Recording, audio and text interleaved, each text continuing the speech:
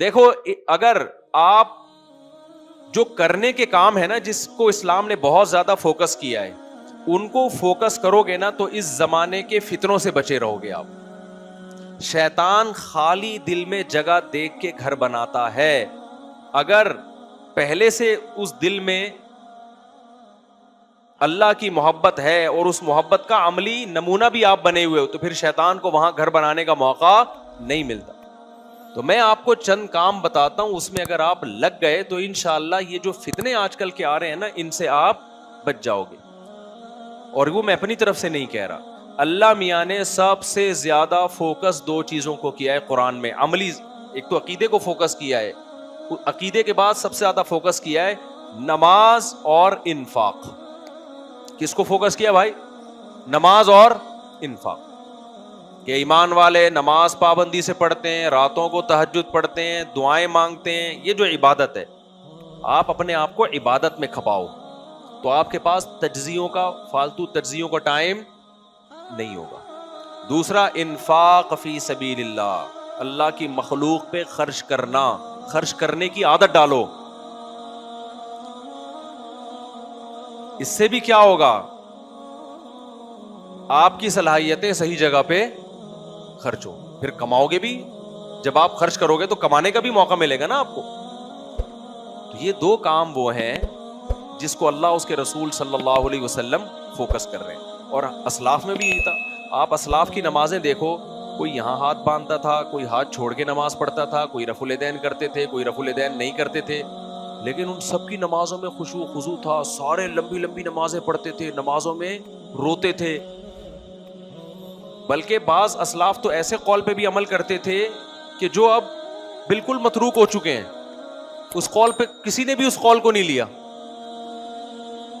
لیکن وہ بھی اس سوسائٹی میں چل رہے تھے. مگر فوکس کس کو کرتے تھے؟ خشوع و خضوع کو, نمازوں کی کثرت اور نمازوں میں خشوع اور خضوع. آج آپ کو نماز پڑھنے والے, نماز میں رونے والے مارکیٹ سے شارٹ نظر آئیں گے. رفع الیدین پر بحث کرنے والے آپ کو بہت ملیں گے. ہاتھ یہاں باندھے جائیں, یہاں باندھے جائیں, اس پہ پوری تقریریں, ایک دوسرے پہ کیچڑ اچھالنا اور ایسا اسلاف سے بدگمان کرنا, یہ آپ کو مارکیٹ میں ہول سیل کے حساب سے ملے گا. تو بھائی اللہ سے محبت پیدا کرو جس کام کے لیے ہم پیدا ہوئے ہیں. اگر آپ نے اپنے مقصد حیات کو فوکس کیا تو شیطان آپ کو دائیں بائیں نہیں لے جا سکتا. قرآن کہہ رہے وَإِخْوَانُهُمْ يَمُدُّونَهُمْ فِي الْغَيِّ انما سلطانہ علی الذین یتولونہ. اللہ کہتے ہیں شیطان کا زور ان لوگوں پہ چلتا ہے جو شیطان کو دوست بناتے ہیں. کیا مطلب؟ جو رحمان کو دوست نہیں بناتے. اور رحمان کی دوستی وہ نمازوں میں ہے, وہ دعاؤں میں ہے, وہ تہجد میں ہے, وہ ذکر میں ہے.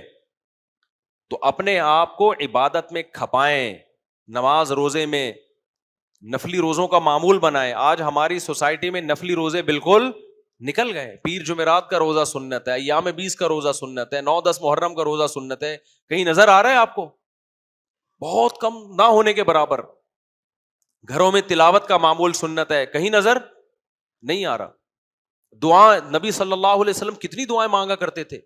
بعض دعائیں آپ کی اتنی لمبی ہیں کہ صحابی کہتے ہیں جتنی دیر میں سورہ بقرہ پڑھی جاتی ہے نا اتنی دیر آپ صلی اللہ علیہ وسلم نے ہاتھ اٹھا کر دعا مانگی ہے. ہمارے یہاں ہے کوئی معمول؟ بس وہ ختم قرآن کے موقع پر ایک فارمیلٹی پوری ہوتی ہے. اچھا, دعاؤں میں کس طرح برگلایا؟ وہ روحانی عاملوں نے دعاؤں سے ہٹا دیا. ہر چیز میں ایک باطل کام کر رہا ہے نا, صحیح راستے پہ چلانے کے بجائے آپ کو غلط. جو ٹائم آپ کا پریشانیوں کو حل کرنے کے لیے اللہ کے سامنے گڑ گڑانے میں لگتا تھا وہ تعویذ گنڈوں اور روحانی ٹوپی ڈراموں میں لگ گیا. سمجھ میں آ رہی ہے بات کہ نہیں آ رہی؟ ایک صاحب مجھے کہنے لگے کہ میں یہ وظیفہ پڑھنا چاہتا ہوں, لا الہ الا انت سبحانک انی کنت من الظالمین, 100 دفعہ پڑھنا چاہتا ہوں, کیا میری پریشانی حل ہو جائے گی؟ میں نے کہا پڑھنے میں کوئی حرج نہیں ہے, میں اس کو ناجائز نہیں کہتا, لیکن یہ جو وظیفہ لیا گیا ہے لا الہ الا انت سبحانک انی کنت من الظالمین, یہ لیا گیا یونس علیہ السلام سے. تو یونس علیہ السلام نے یہ بطور وظیفے کی نہیں پڑھا تھا, یہ دعا مانگی تھی اللہ سے کہ اللہ میں تیری اجازت کے بغیر اپنی قوم کو چھوڑ کر آ گیا جس کی وجہ سے مجھے سزا ملی کہ میں مچھلی کے پیٹ میں ہوں. تو اللہ لا الہ الا انت, تیرے سوا کوئی عبادت کے لائق نہیں, سبحانک تو ہر عیب سے پاک ہے, تو ظالم نہیں ہے, ظالم کون ہے؟ میں ہوں، غلطی مجھ سے ہوئی ہے، کیا مطلب معاف کر دے.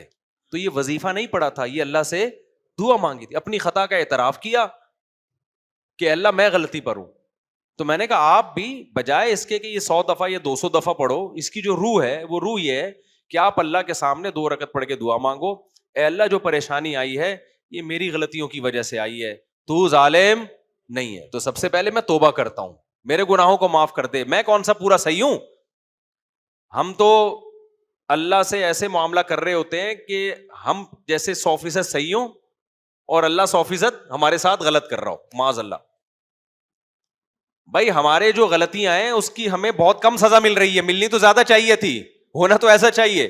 تو اللہ کے سامنے اعتراف کرو، اے اللہ میں بہت غلط ہوں، میرے جتنے گناہ ہیں، اس جو میری پریشانی ہے، میری پریشانی اس سے 10 گنا زیادہ ہونی چاہیے تھی، یہ تو تیرا کرم ہے کہ تھوڑا پریشان کیا تو نے مجھے.